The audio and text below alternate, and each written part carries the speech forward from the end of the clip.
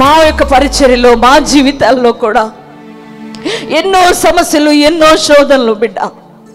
నిజంగా మేము నూతనంగా పరిచర్యకు వచ్చిన నూతనమైన దినాలలో ఎన్నో శ్రమలండి, ఎన్నో ఆకలి బాధలు, ఎన్నో అవమానాలు, ఎన్నో నిందలండి.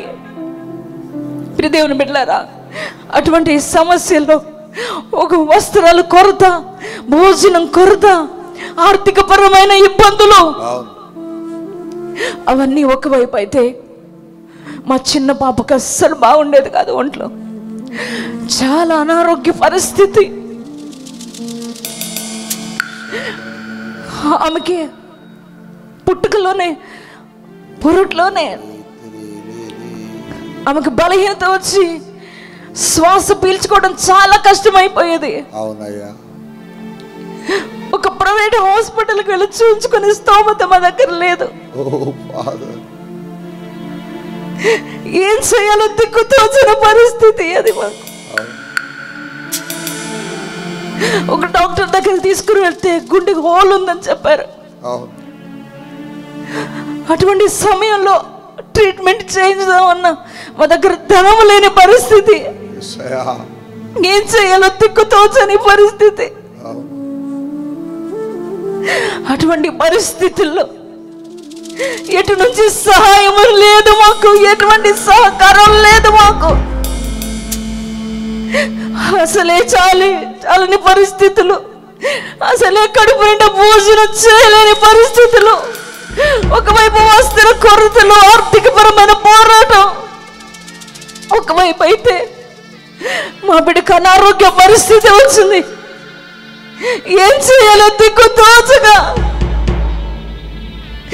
ఎవరి దగ్గరికి వెళ్ళిన ఎవరు మాకు సహాయం చేసేవారు కూడా లేరు. అటువంటి పరిస్థితుల్లో దేవుని పాదాలు పట్టుకొని మాకు దిక్కెవరయ్యా, నువ్వు తప్ప మాకు సహాయకులు ఎవరయ్యా?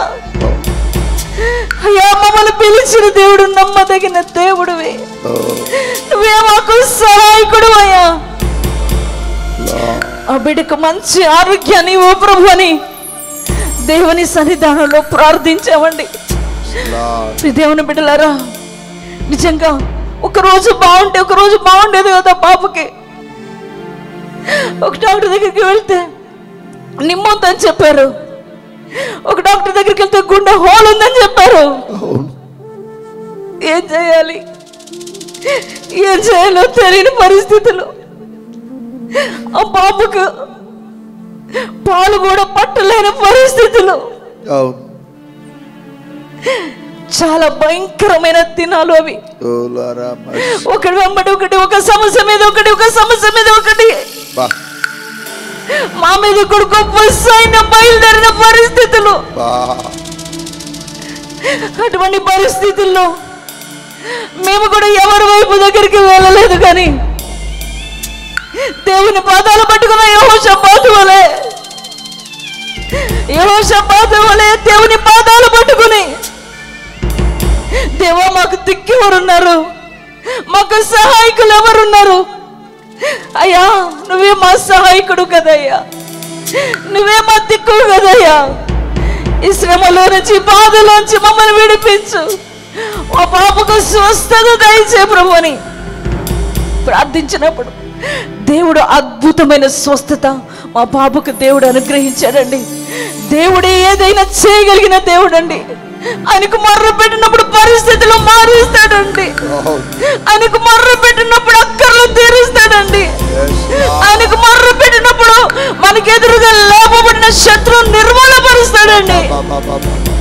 ఇప్పుడు దేవుని బిడ్డ, అలాగే ఇక్కడికి వచ్చిన ఈ యొక్క సారపాకు వచ్చిన క్రొత్త నూతన దినాలలో సేవా పరిచర్యలో మాకు చుట్టూ ఎంతో మంది శత్రువులు అండి.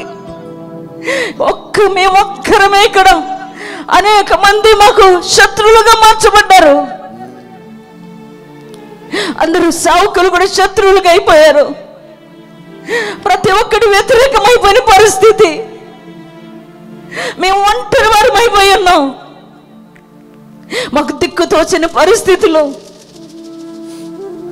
మమ్మల్ని ఏ రీతిగా ఇక్కడ ఉండడానికి వీల్లేదని, ఇక్కడ నుంచి పంపించేయాలని ఇక్కడ నుంచి వెళ్ళగొట్టాలని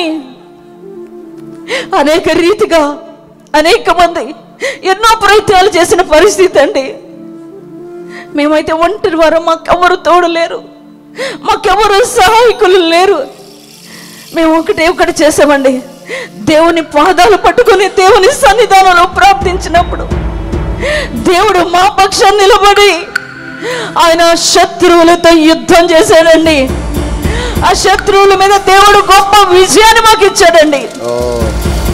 ఈరోజు అదే దేవుడు నీ ప్రార్థన కూడా వింటాడండి. నీ మనవి ఆలకించి నీ పక్షాన యుద్ధం చేసి ఆయన నీకు గొప్ప విజయాన్ని ఇస్తాడు. ప్రియ దేవుని బిడ్డలారా, నువ్వు భయపడవలసిన అవసరం లేదు. ఈరోజు నీ ఏ సమస్యను చూసి కృంగిపోయావు, ఏ అప్పును చూసి కృంగిపోయి ఉన్నావు, ఏ అనారోగ్య పరిస్థితులను చూసి ఈరోజు కృంగిపోయి ఉన్నావు. ఈరోజు నా ఆస్తి అంతా పోయిందా నీకు? ఈరోజు నీకున్న ఉద్యోగాన్ని కోల్పోయి ఉన్నావా? ఈరోజు నీ శరీరంలో ఉన్న ఆరోగ్యాన్ని కోల్పోయి ఉన్నావా? ఈరోజు నీ కుటుంబం మీదకు అనేక రకాల శోధనలు కదా, 1 కాదు, 2 కాదు, 3 కాదు, అనేక శోధన వెంబడి శోధన, సమస్య వెంబడి సమస్య, అనేక కష్టాలు, నిందలు, బాధలు, రోగాలు కదా, కుటుంబాల్లో నెమ్మది లేని పరిస్థితి కదా. ఈరోజు నువ్వు ఎంతగానో భయపడిపోతున్నావు, ఈరోజు కృంగిపోతున్నావు. ఎంతో మనుషులకు వెళ్ళిన దగ్గరికి చెప్పుకున్నావు నీ బాధ, కానీ ఎవరు వినలేదు కదా. ఈ రోజున బాధతో కృంగిపోయి ఉన్నావేమో, అందుకే ఈ రాత్రి దేవుడు నీతో మాట్లాడుతున్నాడు. నాన్న, నువ్వెవరు అయినా కావచ్చు, ఈరోజు దేవుడు నీతోనే మాట్లాడుతున్నాడు. ఏ గొప్ప సైన్యం నీ మీద లాభపడిందో నాన్న, ఎలా దిక్కు తోచిన పరిస్థితులు నువ్వు ఉన్నావా నాన్న, ఎంతటి కన్నీటి పరిస్థితుల్లో నువ్వు ఉన్నావా నాన్న, ఎటువంటి శోధన నిలువుకుందో నాన్న, ఎటువంటి అవమానాలను ఆవరించున్నాయో నాన్న. ఈరోజు ఈ రాత్రి దేవాది దేవుడు ఈరోజు కృంగిపోయి నిన్ను చూసి నీతో ఆయన మాట్లాడుతున్నాడు. ఎవరి దగ్గరికి వెళ్ళి చెప్పుకున్నా ఎవరు నీ మొర్ర వినలేదు కదా, ఎవరు నీకు సహాయం చేయలేదు కదా. ఈ రోజున ఎవరు నా మొర్ర వినట్లేదు, ఎవరు నా బాధను పట్టించుకోవట్లేదు, ఎవరు నాకు సహాయం చేయట్లేదు. ఈ సమస్యలు అలాగే ఉండిపోతున్నాయి, ఈ శోధన అలాగే ఉండిపోతుంది, ఈ అప్పు ఇలా అలాగే ఉండిపోతుంది, ఈ రోగాలు అలాగే ఉండిపోతున్నాయి.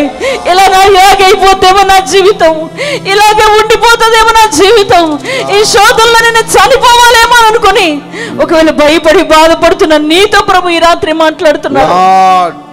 నీ సమస్య ఏ మనుషుడు వినలేదేమో, ఒకవేళ ఏ బంధువు వినలేదేమో, నీ ఒకవేళ నీ స్నేహితుడు, నీ రక్త సంబంధి, నీ తోబుట్టు, నీ తల్లి, నీ తండ్రి, నీ బిడ్డలు ఎవరు నీ బాధను గురించి వినలేదేమో. కానీ ఈ రాత్రి నీ దేవుడు నీతో మాట్లాడుతున్నాడా. నువ్వు ఆయనకు మొర్ర పెట్టుకోగలిగితే, నీకు సమస్య ఎదురైనప్పుడు, కష్టం ఎదురైనప్పుడు, కన్నీటి పరిస్థితులు ఎదురైనప్పుడు, ఆపద ఎదురైనప్పుడు, గొప్ప శత్రువుల మీదకి లేపబడినప్పుడు నువ్వు దేవుని దగ్గరకు పరిగెట్టుకొని వచ్చి ఆయన సన్నిధానంలో ప్రార్థన చేసుకోగలిగితే, ఆయన దగ్గరకు వచ్చి నువ్వు మొర్ర పెట్టుకోగలిగితే, దేవుడు అంటున్నాడు నేను నీకు ఉత్తరం ఇస్తానంటున్నాడు. దేవాది దేవుడు నీకు నేను జవాబిస్తానంటున్నాడు. దేవాది దేవుడు ఆయన అంటున్నాడు నీ పక్షాన్ని నేను యుద్ధం చేస్తానంటున్నాడు. ఖమ్మం పట్టణ పరిసర ప్రాంత ప్రజలకు శుభవార్త. కల్వరి మార్గం పాల్పృథ్వీ మినిస్ట్రీస్ సారథ్యంలో ప్రతి నెల 2వ మంగళవారం ఉదయం 10 గంటలకు పరిశుద్ధాత్మ తైలాభిషేక స్వస్థత ఆరాధన జరుగుతుంది. స్థలం Krishna function hall, bypass road, bus stand సమీపాన. ఈ ఆరాధనలో దేవుని సేవకులమైన మేము అనగా ప్రవక్త పాల్పృథ్వీ మరియు సుజాత పృథ్వీ దేవుని వాక్యాన్ని అందించడానికి వస్తున్నారు. కనుక ఈ ఆరాధనలో మీరు కూడా పాల్గొనండి. ఇప్పటికీ అనేక మంది దేవుని పిల్లలు పాల్గొని దేవుని యొక్క వాక్యం చేత తాకబడ్డారు. కుంటి వారు నడుస్తున్నారు. చీకటి శక్తులు, భయంకరమైనటువంటి దురాత్మల చేత పీడించబడుతున్న వారు విడుదల పొందుతున్నారు. మీరు కూడా రండి, అద్భుతాలు పొందుకోండి. April 9 Khammam Krishna function hall.